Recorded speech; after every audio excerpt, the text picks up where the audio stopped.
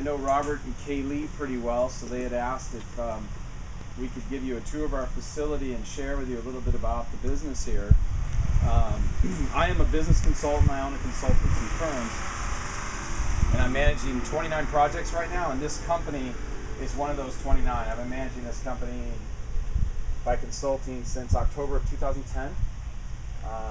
I handle their refinancing, manage their inventory financials. I help them get their loans and financing and things like that. That's what I do. And I'm the chief consultant to their CEO. I meet with him twice a week, and we go through anything from finances to business planning, forecasting, things like that.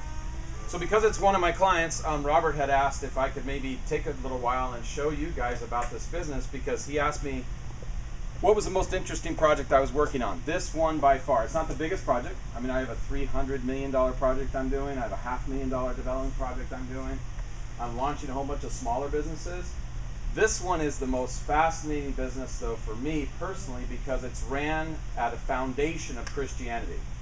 The owner here truly believes and serves and acts that God owns this business.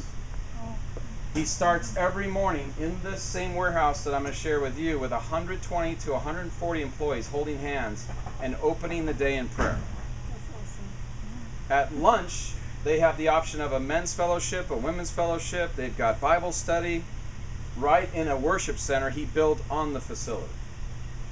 And how he's been able to have the bankers give him loans, even though he donates 10% of the company's money to missions around the world. Very unique, very unusual. Lots of people talk about doing that. He actually does it. And the kinds of things I ran into, imagine me. I'm the guy that goes and meets with the bankers. And when they look at the financial, they say, well, I see the profit was this, but you gave more away than you actually profited. Well, that's because it's God's business. Well, the bankers are saying, but you want more money to borrow to take care of inventory and things like that, so you should manage your money better. He says, Tony, get rid of that bank, find me one that will support what we're doing. You think that's an easy thing for me to do? As long as I'm working with God, it's all good. Yeah. If I start thinking here, I'm in trouble. I have to think from here when I'm working here. And it's a completely different mindset.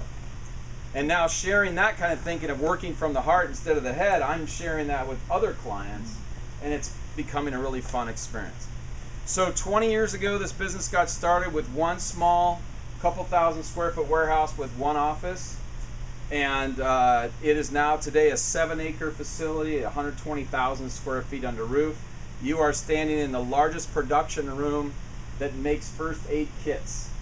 They assemble the kits, package them, and ship them all over the United States. So if you buy first aid kits at Costco, if you buy them at Sam's Club, Target, Walmart, you know how Target has the up and up with little arrow? It's Target's logo? Yeah. They make them here. Coleman, you know Coleman, right? Well, they make Coleman's first aid kits and put the Coleman logo on it. If you get a logo, if you get a first aid kit that says NASCAR on it, they make those here. Okay?